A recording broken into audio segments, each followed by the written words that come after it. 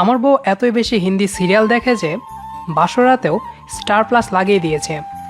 হিন্দি সিরিয়ালে আমার প্রবলেম নেই, কিন্তু প্রবলেম হলো হিন্দি বলাতে।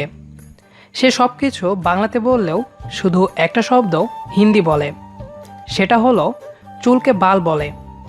ওই দিন আম্মাজান বউকে বলল, মা, চিরুনিটা আনো তো।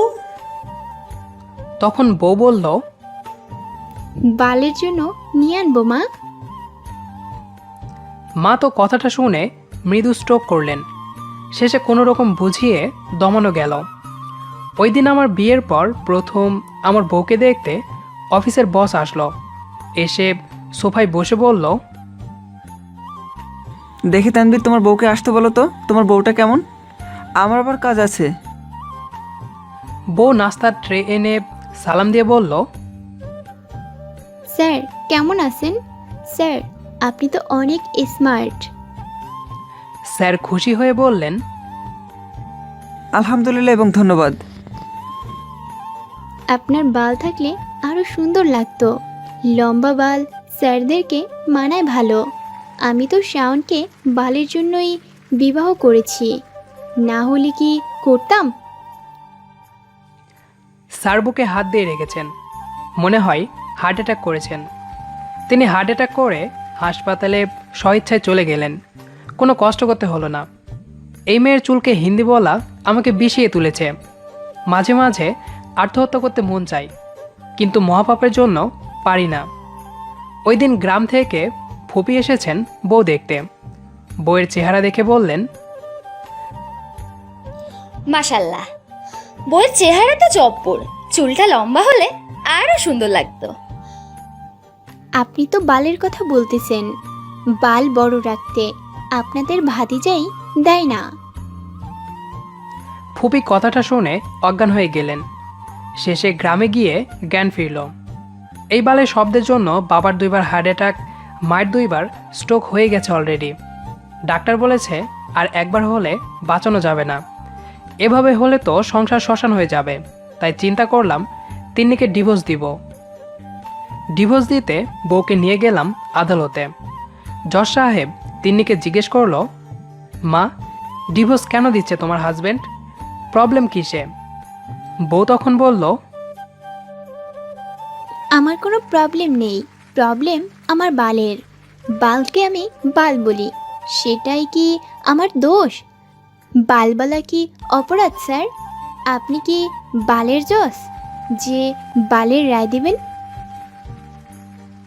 জজ সাহেব দেখছি অজ্ঞান হয়ে উপর হয়ে টেবিলের ওপাশ থেকে নিচে পড়ে গেছেন। মনে হয় বেঁচে নেই। তাড়াতাড়ি কেউ দেখার আগে কেটে পড়লাম। সেই ঘটনার পর বউকে বাংলার মাস্টার রাখলাম, যাতে শব্দটা চেঞ্জ করে। বাংলার মাস্টার পড়াচ্ছেন। বাল মানে চুল, চুল মানে বাল নয়। মুখে মুখে তিন্নিও পড়ছে। বাল মানে বাল, বাল মানে বাল নয়। আমি মনে মনে হিন্দি সিরিয়ালকে বাল বলে গালি দিতে থাকলাম। আমি একটা চুলের শ্যাম্পু কোম্পানিতে চাকরি করি। ঘরে বউয়ের বাল শব্দটা শুনতে শুনতে কখন যে আমার মাঝে বালের ভাইরাসটা ঢুকে গেছে আমি বুঝতে পারিনি। ওই দিন আমাদের প্রোডাক্ট নিয়ে লাইভে মার্কেটিং করছিলাম। শ্যাম্পুটা হাতে নিয়ে বললাম, এই হলো বালের শ্যাম্পু। এই শ্যাম্পু দিলে আপনার বাল হবে উজ্জ্বল ও রেশমি। আপনার বালকে সিল্কি করতে আজই সংগ্রহ করুন এই শ্যাম্পু। শ্যাম্পু মাখুন, বাল লম্বা করুন। এই বালে চক্করে পুরা কোম্পানি শেষ হয়ে গেল। বসও ওপরে চলে গেলেন। শেষে অনেক কষ্টে দোয়া কালামের মাধ্যমে আমার বাল শব্দটা থেকে চুল শব্দটা ফেরত পেলাম। যত চিন্তা রয়ে গেল তিন্নিকে নিয়ে। এদিকে 1 বছর পরে মাস্টার কান্না করে বললেন, ইয়েস, আমি সাকসেস। আমি পেরেছি। আমি বাল চেঞ্জ করতে পেরেছি। আমি বললাম, মানে? না, মানে আপনার বইয়ের বাল চেঞ্জ করতে পেরেছি। কি? না, বাল শব্দটা চেঞ্জ হয়েছে। আমি আনন্দে মাস্টারকে বুকে নিয়ে নিলাম। 2000 টাকা আনন্দে বালের জন্য বাড়িয়ে দিলাম। না, এখন আর বাল নিয়ে প্রবলেম হচ্ছে না। তিন্নি একদম সুস্থ। ঘরে সিরিয়ালও নিষিদ্ধ করে দিয়েছি। অফিসে বসে আছি, হঠাৎ হাসপাতাল থেকে চেনা কণ্ঠে ফোন। বলল, তোমার মা হাসপাতালে আছে, আইসিইউতে। শেষ দেখা দেখতে চাইলে হাসপাতালে আসো। আমি তাড়াতাড়ি আসলাম হাসপাতালে। লুকিং গ্লাস দিয়ে আইসিইউর রুমের ভেতর তাকিয়ে দেখি মা জোরে জোরে শ্বাস নিচ্ছে। হাসপাতালের ওয়েটিং রুমে ঢুকতেই তিন্নি আমাকে জড়িয়ে ধরে হাউমাউ করে কাঁদতে লাগলো। আমি বললাম, কি হয়েছে? আমার মা আইসিইউতে কেন? তিন্নি আমাকে বলল, মা বলেছিল চিরুনি দিয়ে চুল আঁচড়ে দিতে। আমি চিরুনি এনে মার চুল আঁচড়াতে লাগলাম। বললাম, মা আপনার চুল উঠে যাচ্ছে।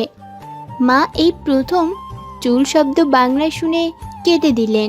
বললেন, মা তুমি দেখছি চুল বাংলায় বলছো, এত খুশি রাখে কোথায়?